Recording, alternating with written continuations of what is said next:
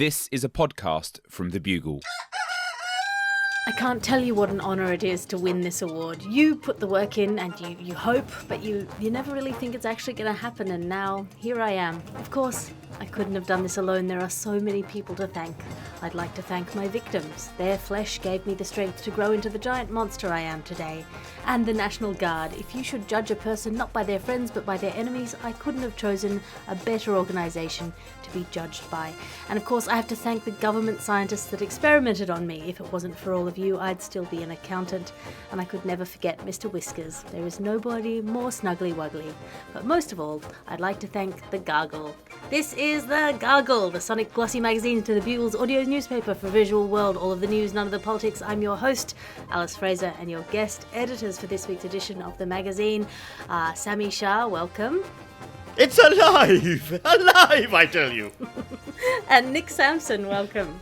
I'm also a monster. Well, before we rise up and take the pitchforks to this week's top story, let's have a look at the front cover of the magazine. The front cover this week is Nicola Coughlan of Bridgerton Season 3 posing provocatively with people's opinions on her right to be a romance novel heroine while fat.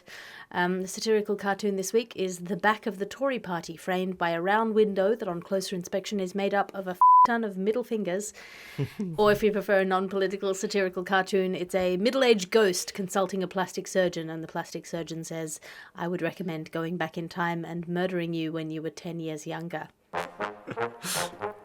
This week's top story news. This is the news that Panadol may be turning you into a Mad Max future Thunderdome scenario. Sami Shah, you've got a headache right now. Can you unpack this story for us? Indeed, I do. And this has been an explanation that I've been waiting for so long. For so many of my life choices are finally now explained. So basically, it turns out that the big opioid epidemic that the world has been struggling with, the US particularly, but the rest of the world increasingly so, isn't fentanyl. It's just paracetamol, or Panadol, sorry. There's a chemical in that called acetaminophen, which is probably not how it's pronounced, but I'll go with that. And it's also known as paracetamol, and it's sold in Tylenol and Panadol and stuff. The scientists have now found that it somehow decreases negative emotion when people consider risky activity. They don't feel as scared, and therefore if you're taking Panadol, you're more likely to indulge in risky behavior, which is scary because nearly 25% of the population of the US takes Panadol regularly every week in some form or another, thus explaining the rise in popularity of Donald Trump and the Republican Party. We've been considering all kinds of things like, it's the far right and it's Nazism and it's fascism. No, it's just people on Panadol who are taking the risks. Politics bell. Sorry about that, but it's just without the politics. All right, fine. Fair enough. Look, it completely explains so many of my life choices. I've been taking Panadol for years because I get migraines, and every time I get a migraine, I take Panadol, and then that's why I suddenly have a 1-year-old at the age of 45, and I'm, thinking about, these are risk-taking choices that you make. I have regrettable tattoos on both shoulders because of Panadol. Well, apparently, it doesn't just reduce your appetite for risk, it reduces your receptivity to hurt feelings, it reduces your empathy, and it can even blunt your cognitive functions. Nick, would you give someone a couple of Panadols before a breakup, or...? Absolutely. I was just thinking, those poor boys in Jackass, just trapped in a perpetual cycle of risky behaviour, injury, Panadol... Back into a portaloo, flying into the sky, hammering themselves in the genitals. God, those poor guys. This is a terrible story, and I never talk about my private life, but this is too on point because I once had a guy back in the early days, and we were going out, and he found out that I was a virgin, and he said, "Well, you'll have to take a couple of Panadol and lie back," and turns out that had I taken the Panadol, I might have slept with him, but I didn't. Was he by any chance neuroscientist Baldwin Wade? Because that's the guy who ran this experiment, and he might be in the know. Yeah, look, that was a big move. I do like the test, the way they did the test though, because basically to see how risk-taking people's behavior can be, participants had to pump up an uninflated balloon on a computer screen, with each single pump earning imaginary money. And the people taking Panadol obviously just kept pumping until the balloon exploded. And I like how for this neuroscientist, this is risk-taking behavior, is pumping up an imaginary balloon on a computer screen. For the rest of us, it's something like, you know what, f- it, I'm going bungee jumping, or yeah, let's all go and get crazy tattoos in Thailand, and who cares if that might give you chlamydia. But for the scientists, it's like, well, you press the button on the screen, and a balloon inflates, and you might get $1. And if you say don't stop pumping, then you're crazy. You're clearly a maniac. You're a wild thing. That's what you are. Nic, is there any precipice that you've come right up to that maybe a Panadol would have tipped you over the edge? Well, I moved to the UK. Maybe that, after Brexit, when everything was starting to go downhill, maybe. Yeah. You maybe were I was high on I don't Panadols. know. That's right. You were on the Panadols, as they say. It reminds me of there's I think it's a grub, like a caterpillar, and it gets inside a snail and it goes into its brain. Maybe it's an ant, a worm or something, and it makes it go up and get eaten by a bird so that it can be pooped out. Maybe that's what's going on with Panadol. Panadol is the toxoplasmosis of the human kingdom. Yeah, that's it. Your ad section now, because you can't be what you can't buy. What walks on 4 legs in the morning, 2 legs at noon, and 3 legs in the evening? You, with Carl's detachable legs. Finally, you can have as many legs as you want, whenever you want. Carl's detachable legs come in a sack. And this episode of the podcast is brought to you by Rain. Rain, the sweat of the sky. You might not know much, but you have a lot of opinions, and keeping your thought to yourself would be greedy. Finally, there's a way for you to share them, whether people want you to or not, with language. Language, the loudest telepathy. As I sit here with an X-Men background, like Charles Xavier. That's all he was. He was good at language, it turns out. And in Australia, if you're being a bit of a sook, they say, drink a cup of cement and harden the up. What's going to help you swallow a cup of cement? Half a glass of water. This episode of the podcast brought to you by half a glass of water. Harden the up.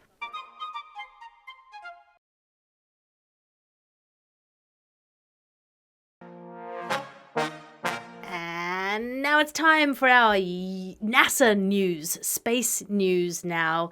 Or space shame news, perhaps. This is the news that a US family who had some space debris go through their home is now suing NASA for $80,000 in damage, which to me seems like not enough damage for something falling out of space and through your house. I'm pretty sure the dinosaurs would have sued for more. Nic, you've had something fall on you from outer space. Can you unpack this story for us? Absolutely. It was my wife. She's an angel. She fell from heaven. So what happened in Naples, Florida? A home was struck by debris that fell from Earth from outer space, punched a hole in the roof, and the family are pursuing NASA for $80,000 in damages. It was a metallic cylinder slab from a cargo pallet, which is, that's one of the most important things. We've got to get more of those up in space. We need cargo pallets up in space just to make sure that they're doing their job up there. But no one was injured. It just went through a hole in the roof and the floor. Although one of the family members says it almost had her son, who was 2 rooms over. Okay, well that's not that close. Okay, no. See, now, I think you saying it's 2 rooms over, that didn't nearly hit her son. But if you consider it came from space, it nearly hit her son. Oh, sure. Yeah. If it's coming from space, like it nearly hit Canada. That is... Also, wasn't this the plot to Donnie Darko? Like, is there now an alternate reality timeline where the son is moodily walking through a small Midwestern American town with a hoodie on and a rabbit-headed guy is following him? Because that's a cool premise versus this family just being litigious about it. Yeah, that son should have been hit by the pellet, it turns out.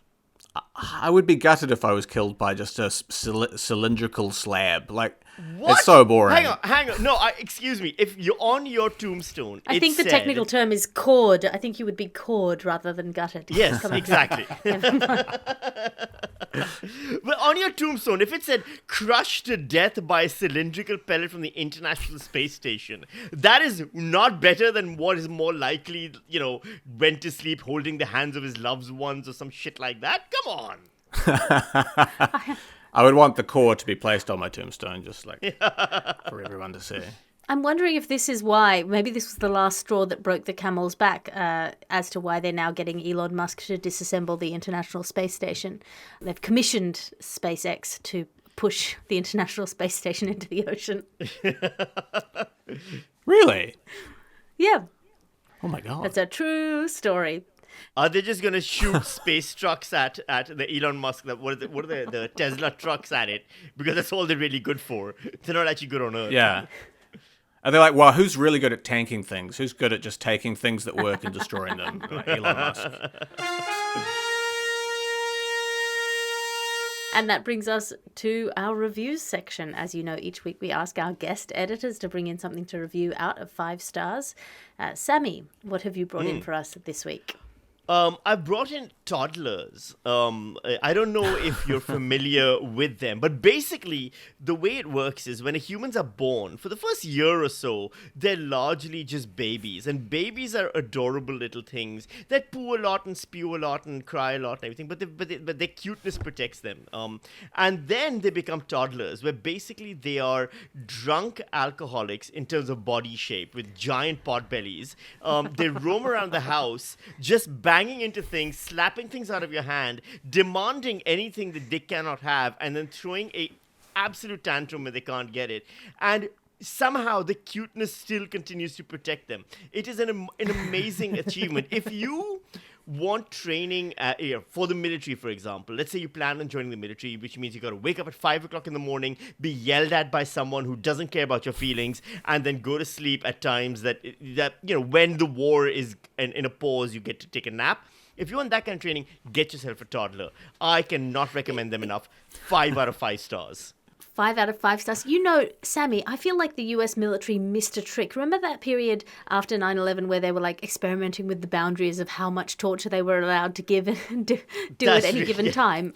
Yes. Did they try having a toddler do the waterboarding? I'm just saying. Look, I'm just saying, Terrorists given would forgive some a of the lot. things they did, they probably did. I don't think the US military is the kind to not try out anything. I'm sure at least someone in Abu Ghraib prison was just locked in a cell with a toddler for 24 hours and broke, and that's how they found Bin Laden. Like that's really what led there. Yeah. Look, I'm saying there's a lot of one-on-one war crime going on in the parenting community. If sleep deprivation and Baby Shark on a loop doesn't count, I don't know what does.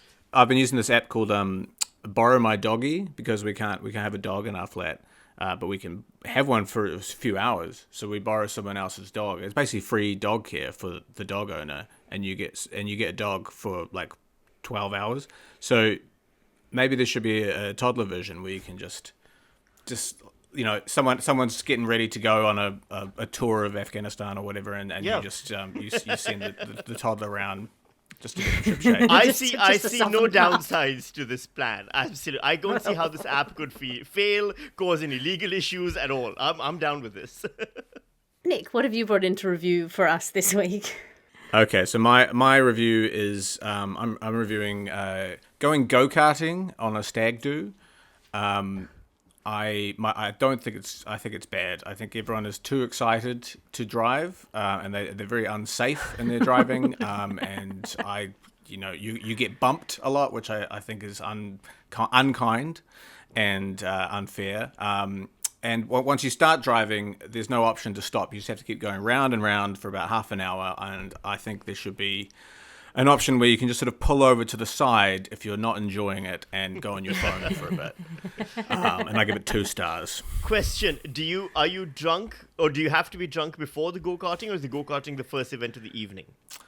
The specific experience I had, I think it was the first thing we did, but we managed to get drunk. don't worry. Don't worry, we got drunk. Which, and everyone there is like, you're not allowed to drink. And everyone just is nodding, but like while drinking, like it's this whole farce. But yeah, it's a terrible time. So I've always been sort of confused by the hens night, buck night theory, which is the theory is that it's saying goodbye to your old life.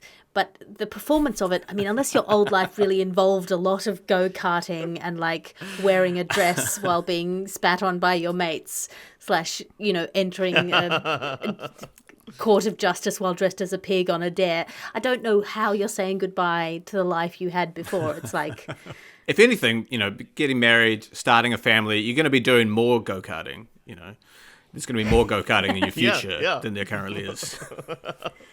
Well, I just feel like what you should do is be preparing your mate for marriage. So what I think you should do is you sit your mate down and all of the best friends of the mate sit in a circle and tell him all of his red flags and the behaviours that they think are going to trip him up in the ongoing relationship. I just think you have real trouble expressing your emotions. You can do it while he's tied to a pole or something, Oh yeah, he has to be dressed as a pig. The old stag. A pig in a dress. Dress him up as a pig in a dress. Let's not f with the tradition and then tell him what's wrong with him. And he's crying, just saying, I want to change. I need to be a better man. Elon Musk news now. And this is the news that Elon Musk has proven once and for all that the hypothesis that you can at some point achieve you money is false. You cannot ever achieve you money because Elon Musk famously said of his ex-advertisers that they can go themselves because he didn't need their money, and he is now, quote unquote, softening his comment and inviting advertisers back onto the platform X. Sami, you've grovellingly backed down from statements before. Can you unpack this story for us? Yeah, absolutely. Here's the thing. I take umbrage with your description. I personally believe that Elon Musk is clearly a free speech warrior who stands for what he believes in and believes for what he stands in. Because why else would he go to Cannes Lion Advertising Festival? It's an advertising festival in Cannes where the greatest minds of advertising, which is to mean the most mediocre minds in any other industry, all get together to talk about how great their ads are, which is to say there's no such thing as a good ad, so they're all shitheads. And then Elon Musk went there to beg them for money by saying, remember when I told you to go yourself? I didn't mean it literally. I just meant it like the world should go itself, or go itself is a kind and nice thing to do if that is what you're inclined to do, but not you specifically. You're beautiful, which is basically his exact words were. It wasn't to advertisers as a whole. It was with respect to freedom of speech, because he's such a free speech warrior. When you don't take into account the amount of times he's banned people on Twitter or X for criticizing him, making fun of him. Other than that, he's such a free speech warrior. And he's absolutely a noble man with noble values. Look, Sami, I think what this discourse is missing is the acknowledgement that not everyone who is a warrior is good at warrioring. That you can't is true. all be Achilles or Ajax or bloody Hector. There's got to be just some Jeff in the back who's he's holding a spear, sure, and he's sort of vaguely in favour of the Trojan War, but he's not what you'd call like an in the horse kind of guy. He's not front ranks. He's like once they've opened the doors, he'll come in. Like send the big warriors in the horse. Was Achilles that good though? Here's the thing. Achilles always gets a lot of respect for his warrioring, but he was invulnerable in 99% of his body, which is why he was so good at fighting, because nothing could hurt him. And then the 1% of his body that was vulnerable, he ended up getting that up. So he actually wasn't that good a fighter. If it wasn't for his heel, look, all Sami, of Achilles was weak. I'm just saying, this is a thing I've had in my head for a long time. I'm just saying, Sami Shah, that this is not the platform Very for this. explicitly not a news podcast. But just Sorry. because it's not a news podcast doesn't mean it's an ancient Greece podcast. Well, which one is, goddammit? They won't have me on Rest is History. But anyway, so yes, these are my gripes. Look, here's the thing. I've worked in advertising. I can tell you from personal experience, everyone who does work in advertising is a pathetic, soul-sucking, absolute leech of a human being. And therefore, Elon Musk going there to tell them that actually he loves them is very fitting for where we are as a society and a world right now. Nick? Yeah, I mean, I agree with all that.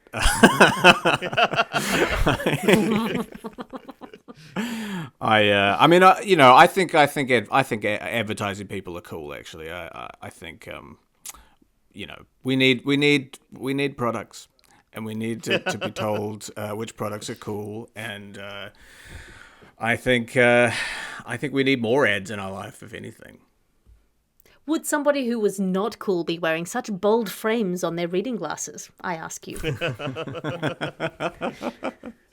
that old advertising marketing kind of lesson, which is you go to a small town in the middle of nowhere and there's only 2 barbers in that town. One barber has a terrible haircut and the other barber has an amazing haircut.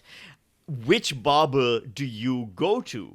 And the answer to that is always, well, you go to the barber with the bad haircut because he's the one who cut the barber with the good haircut's hair. But the real answer, it turns out, is you don't go to either of them. Instead, you call them to you and you tell them to go themselves, but then tell them that actually what you meant was free speech is important and society should go itself. Now, can both of you cut my hair?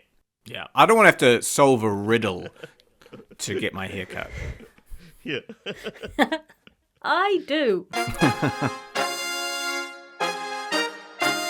And that brings us to our top tier villain news now. For those of you who are watching on the YouTube, you will see that Sami Shah has the background of the X-Men, but there is no X-Men villain so nefariously villainous as our star, as the star of our next story. Do they count as stars if it's a news story, or is it like victim? I'm not sure. The subject of our next news story is the famed farmer bro Martin Shkreli, who very famously bought up the prescription drug that was used for AIDS patients and hiked its price from something under $20 to more than $700. He then bought a one-off Wu-Tang album and copied it and sold it on. He is now claiming that he is the originator of the DJT cryptocurrency with Donald Trump's son, Barron. Nic Sampson, you've used currency before. Can you unpack this story for us? Yeah, sure. So Martin Shkreli claims he is the one behind the DJT cryptocurrency, which is not affiliated with the mega meme coin. Okay, just so you know. Oh, thank God. I was so worried. This is a totally cool coin, and to prove it, he's alleged that his partner in the venture was Barron Trump, the 18-year-old son of Donald Trump, which is a fantastic team up. I would love to see a limited series about these two trying to take down the Biden administration. He was sentenced to 7 years in prison and fined more than $70 million for his other offences. But he's gone on to claim that he's created this, and he's took credit for this token, which, to be honest, I don't actually know what it does. So it's a cryptocurrency token. It does nothing. The point of a cryptocurrency token is that it is a program that says that it exists. It is a signifier pointing to nothing. It is nothing. It is what it is. This is very depressing news for me, given that I invested largely in DJT. After failing in Dogecoin, I figured this one was a real winner. It's currently trading, by the way, at 0.012 cents. So not 12 cents, not 0.012 cents, but 0.0012 cents. So that's what it's valued at. One DJT is valued at. In case anyone wants to get in on the ground floor, because this can only go up. I feel. Yeah, this is the time to buy. It's literally can only go up. When has Baron Trump ever done you wrong? I mean, I think we're burying the lead here, which is that Martin Shkreli, a man who, if I had been asked to lay money on whether he could do anything more offensive to the general public than he had already done, I would have said no. I would have said he has plumbed the depths of what kind of mean things you can do to make people outraged, right? I don't think there's that much more that he can do. I don't think anyone could do anything that would surprise people or outrage them further. He's managed it. This is a pioneer in frontiers of f***ery. I just think it's extraordinary. Like, he has... I don't know if you've seen the face of Martin Shkreli. It's very difficult because you usually only see the face of Martin Shkreli in a story about something horrendous he's done. But I think he has the kind of face that makes you just want to punch whoever's standing next to you. It's like, it's not just a punchable face.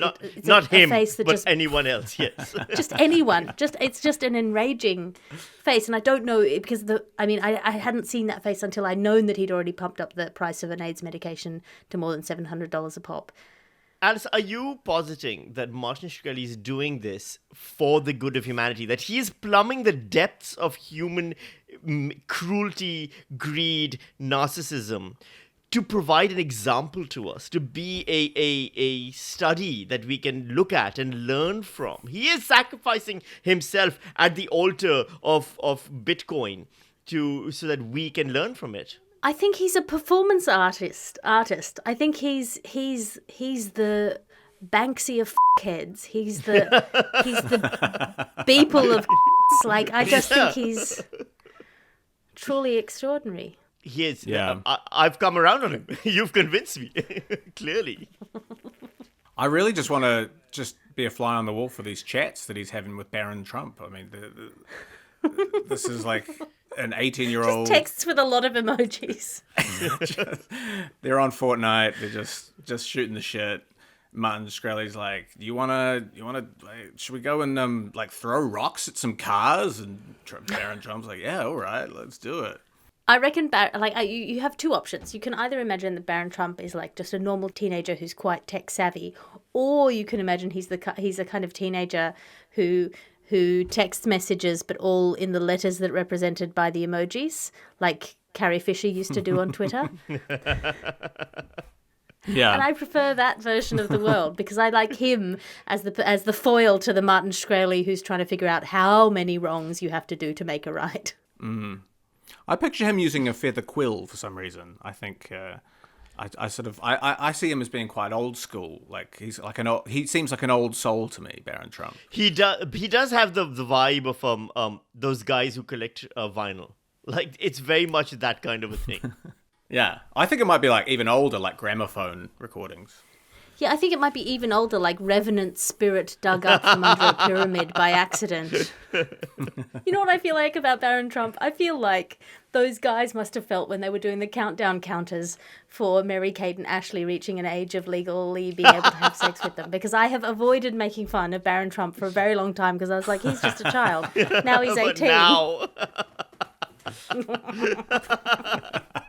There needs to be a countdown counter online, yes, and we have hit it. Also, by the way, in case anyone was wondering, because Martin Shkreli did specify that it is not to be confused with the MAGA coin, the DJT coin. They're very separate coins. The MAGA coin is currently trading at $5.71 USD. So, turns out, better investment even. So he might wish that he was actually the MAGA coin. Yeah, get some MAGA coin.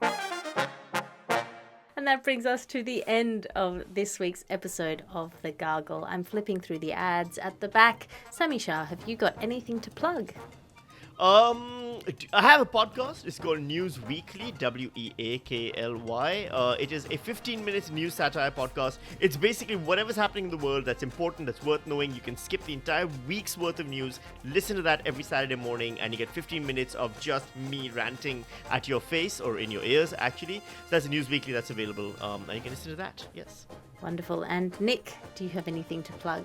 Yeah, I'm going up to, if you're in Scotland, I'm going up to the Edinburgh Fringe Festival this year with my show Yellow Power Ranger, which is about the fact that I was the Yellow Power Ranger in the 14th season of Power Rangers, so that you'll get to learn all about that.